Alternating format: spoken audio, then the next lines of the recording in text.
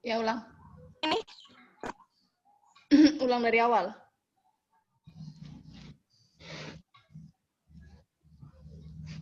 Assalamualaikum warahmatullahi wabarakatuh. Salam sejahtera untuk semua. Om Swastiastu. Kami dari kelompok 3 akan memaparkan materi perkembangan kognitif peserta didik.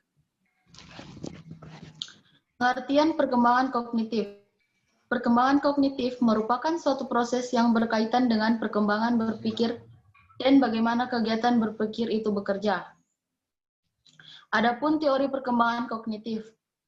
Teori perkembangan kognitif Piaget adalah salah satu teori yang menjelaskan bagaimana anak beradaptasi dan menginterpretasikan dengan objek dan kejadian-kejadian sekitarnya. Teori Piaget merupakan akar revolusi kognitif saat ini yang menekankan pada proses mental. Piaget mengambil perspektif yang memandang perkembangan kognitif sebagai produk usaha anak untuk memahami dan bertindak dalam dunia mereka. Menurut Piaget, bahwa perkembangan kognitif dimulai dengan kemampuan bawaan untuk beradaptasi dengan lingkungan. Pertumbuhan atau perkembangan kognitif terjadi melalui 3 proses yang saling berhubungan, yaitu 1. Organisasi, 2. Adaptif atau adaptasi, 3. Eukalibrasi. 1. Merupakan istilah yang digunakan Piaget untuk mengintegrasikan pengetahuan ke dalam sistem-sistem. Organisasi adalah pengetahuan atau cara berpikir yang disertai dengan pencitraan realitas semakin akurat untuk struktur kognitif menjadi semakin kompleks. Contoh, gerakan refleks menyedot pada bayi, yaitu gerakan otot pada pipi dan bibir yang menimbulkan gerakan menarik. Baiklah, materi akan dilanjutkan oleh Rahma. Oke.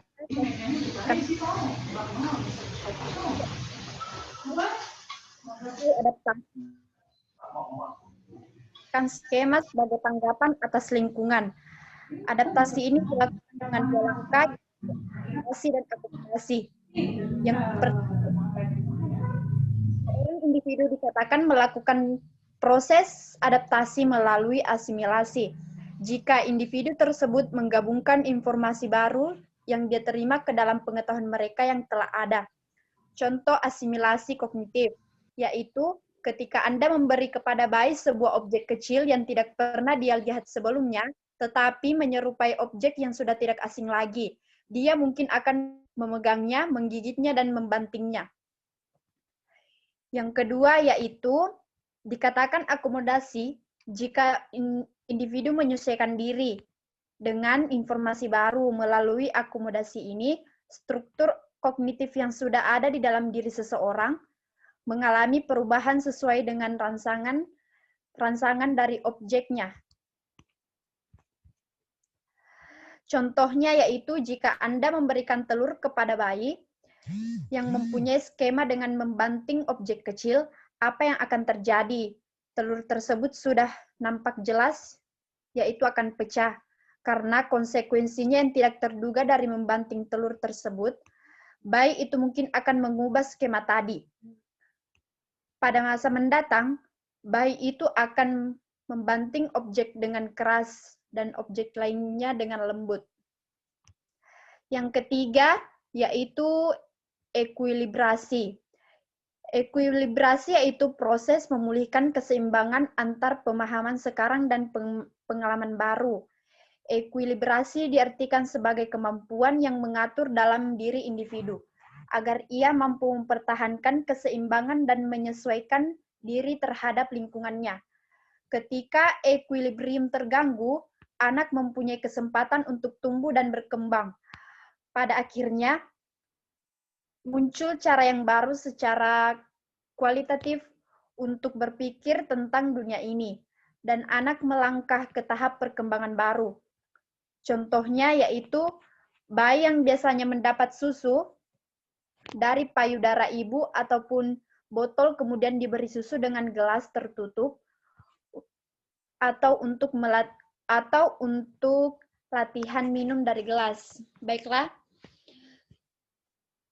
Dilanjutkan oleh Novia. Baik, saya akan melanjutkan materinya. Kita masuk pada tahap-tahap perkembangan kognitif. Yang pertama, tahap sensori motor, umur 0 sampai 2 tahun. Yang kedua, tahap preoperasional, umur 2 sampai 7 atau 8 tahun. Yang ketiga, tahap operasional konkret, umur 7 atau 8 sampai Yang ketiga, operasional konkret umur 7 atau 8 sampai 11 atau 12 tahun. Yang keempat, tahap operasional formal umur 11 atau 12 sampai 18 tahun. Yang pertama, tahap sensori motor umur 0 sampai 2 tahun. Pertumbuhan kemampuan anak tanpa kegiatan motorik dan persepsinya yang sederhana. Ciri pokok perkembangan bukan langkah demi langkah atau dalam hal ini berproses. Kemampuan yang dimiliki antara lain melihat dirinya sendiri sebagai makhluk yang berbeda dengan objek di sekitarnya, kemudian mencari rangsangan melalui sinar dan suara. Selanjutnya, suka memperhatikan sesuatu lebih lama, mendefinisikan sesuatu dengan memanipulasinya, kemudian memperhatikan objek sebagai hal yang tetap, lalu ingin merubah tempatnya. Yang kedua, tahap preoperasional umur 2 sampai 7 atau 8 tahun. Preoperasional atau umur 2 sampai 4 tahun, anak telah mampu menggunakan bahasa dan mengembangkan konsepnya, walaupun masih sangat sederhana. Maka sering terjadi kesalahan dalam memahami objek. Tahap intuitif pada umur 4 sampai 7 atau 8 tahun, anak telah dapat memperoleh pengetahuan berdasarkan pada kesan yang agak abstrak. Dalam menarik kesimpulan, sering tidak diungkapkan dengan kata-kata. Oleh sebab itu, pada usia ini, anak telah dapat mengungkapkan isi hatinya secara simbolik, terutama bagi mereka yang memiliki pengalaman yang luas. Yang ketiga, tahap operasional konkret, umur 7 atau 8 sampai 11 atau 12 tahun.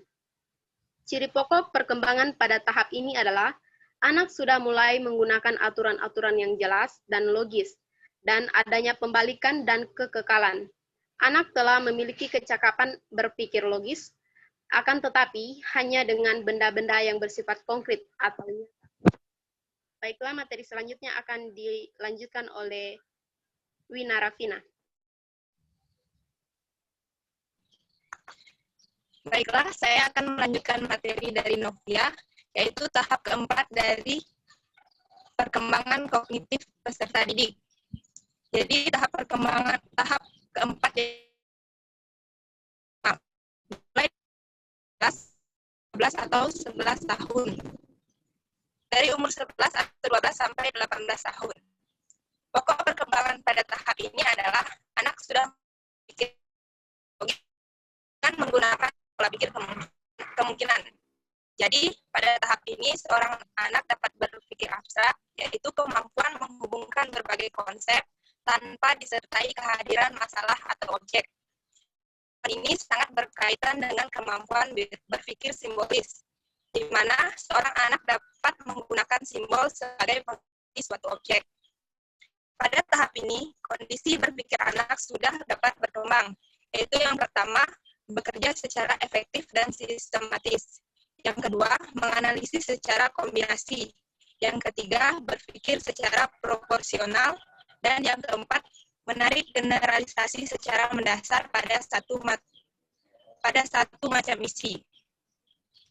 Selanjutnya yaitu faktor-faktor yang mempengaruhi perkembangan kognitif. Jadi faktor-faktor yang mempengaruhi perkembangan kognitif, yang pertama, faktor hereditas atau keturunan.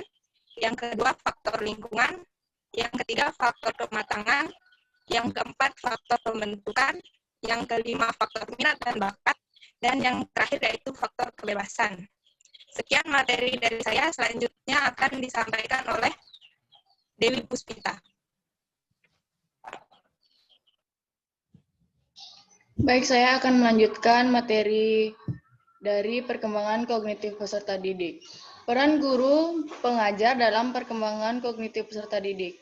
Guru merupakan pendidik profesional yang memiliki tugas utama mendidik, mengajar, mengarahkan, melatih, menilai, dan mengevaluasi peserta didik. Guru harus tahu benar karakteristik peserta didik dan juga apa saja yang memang relevan untuk diajarkan pada mereka. Guru juga harus kreatif dalam merancang dan menggunakan strategi, metode, model hingga media pembelajaran, serta harus disesuaikan dengan kebutuhan peserta didik.